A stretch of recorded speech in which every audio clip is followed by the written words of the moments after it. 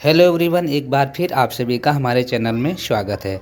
आज हम UP board class 10th subject Hindi के पद्य खंड से सूरदास का जीवन परिचय लेकर आए हैं। तो चलिए शुरू करते हैं। देखते हैं। सूरदास जी का जन्म। महाकवि सूरदास का जन्म कहाँ हुआ था? रुनकता नामक ग्राम में सन 1478 ईस्वी में पंडित रामदास के घर हुआ था। पंडित रामदास सारस्वत ब्राह्मण थे। कुछ विद्वान इनका जन्म सीही नामक स्थान को मानते हैं। तो सबसे पहले हमने क्या देखा कि सूरदास जी का जन्म कहाँ हुआ था? रुनकता नामक गांव में हुआ था। कब हुआ था? 1478 ईस्वी में हुआ था। किसके यहाँ हुआ था? पंडित रामदास के घर हुआ था। पंडित रामदास सारस्वत ब्राह्मण थे, लेकिन कुछ विद्वानों का कहना है कि सूरदास जी का जन्म सीही नामक स्थान पर हुआ था। अगला पॉइंट देखते हैं। आगे है, सूरदास जन्मांध थे या नहीं, इस संबंध में भी कई मत हैं। कुछ लोगों का कहना है कि बाल मनोवृत्तियों एवं मानव स्वभाव का जितना सूक्ष्म तरीके से तथा सुंदर वर्णन सूरदास ने किया है, उस हिसाब से ऐसा लगता है कि सूरदास जी जन्मांध नहीं थे। सूरदास जी जन्मांध नहीं थे, इसलिए ऐसा प्रतीत होता है कि वे संभवतः बाद में अंधे हुए होंगे। ये पॉइंट क्लियर होगा। नेक्स्ट पॉइंट देखते हैं। आगे हम देखते हैं। आगे हम लिखेंगे, सूरदास जी श्री वल्लभाचार्य के शिष्य थे। सूरदास जी किसके शिष्य थे? वल्लभाचार्य के। वे मथुरा के गऊ घाट पर श्रीनाथ जी के मंदिर में रहते थे। कहाँ रहते थे सूरदास जी? श्रीनाथ जी के मंदिर में। सूरदास का विवाह भी हुआ था। विरक्त होने से पहले वे अपने परिवार के साथ ही रहा करते थे। पहले वे दीनता के पद गाया करते थे, लेकिन वल्लभाचार्य जी के संपर्क में आने के बाद वे कृष्ण लीला का गान करने लगे। अर्थात श्री कृष्ण के बारे में जो इन्होंने गान किया है, उससे पहले ये दीनता के पद गाया करते थे। अगला पॉइंट देखते हैं। अगला पॉइंट हमारा है,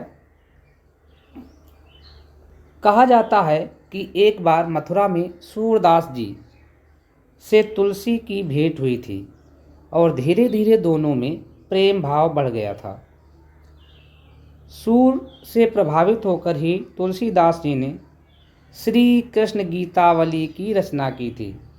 तो श्री कृष्ण गीतावली तुलसीदास जी की रचना है और इसकी रचना इन्होंने सूरदास जी से प्रभावित होकर लिखी थी। आगे पॉइंट देखते हैं। आगे है, सूरदास जी की मृत्यु सन 1583 ईस्वी में गोवर्धन के पास पारसौली नामक ग्राम में हुई थी। मृत्यु के समय महाप्रभु वल्लभाचार्य के सुपुत्र विट्ठलनाथ जी वहाँ मौजूद थे। जिस समय सूरदास जी की मृत्यु हुई थी, उस समय उनके पास वल्लभाचार्य के जो पुत्र थे विट्ठलनाथ जी वहीं मौजूद थे। अगला पॉइंट देखते हैं। अब हम देखते हैं सूरदास जी की कृतियाँ, सूरदास जी की रचनाएं अर्थात कृतियाँ। कृष्ण भक्ति काव्यधारा के भक्त शिरोमणि सूरदास ने लगभग 1.25 लाख पदों की रचना की थी। सूरदास जी किस शाखा के कवि थे? कृष्ण भक्ति काव्यधारा के कवि थे। काशी नागरी प्रचारणी सभा की खोज और पुस्तकालय में सुरक्षित नामावली के अनुसार सूरदास के ग्रंथों की संख्या 25 मानी जाती है, लेकिन उनके 3 ग्रंथ ही उपलब्ध हुए हैं। कौन कौन से हैं देखते हैं। पहला ग्रंथ इनका है सूर सागर, दूसरा है सूर सारावली, तीसरा है साहित्य लहरी। तो सूरदास जी की प्रमुख रचनाएं कौन कौन हैं? सूर सागर, सूर सारावली और साहित्य लहरी। आगे देखते हैं। ये जो हमारी सूर सागर है, इसमें सूर सागर सूरदास की एकमात्र प्रमाणिक कृति है। इनकी जो प्रमाणिक रचना है वो कौन सी है? सूर सागर। इसके 1.25 लाख पदों में से केवल 8 से 10,000 पद ही उपलब्ध हो पाए हैं। आगे देखते हैं। संपूर्ण सूर सागर एक गीत काव्य है। क्या है? गीत काव्य है। आगे देखते हैं। सूर सारावली, यह ग्रंथ अभी तक विवाद में है। 1107 छंद हैं इसमें। कितने छंद हैं? 1107 छंद हैं सूर सारावली में। आगे पॉइंट देखते हैं। आगे है साहित्य लहरी। तीसरा इनका जो रचना है, इनकी रचना है साहित्य लहरी। साहित्य लहरी में सूरदास के 118 दृष्टकूट पदों का संग्रह है। इसमें मुख्य रूप से नायिकाओं तथा अलंकारों की विवेचना की गई है। कहीं कहीं पर श्री कृष्ण की बाल लीला का वर्णन तथा एक दो स्थलों पर महाभारत के अंशों की भी झलक है। तो हमने सूरदास जी की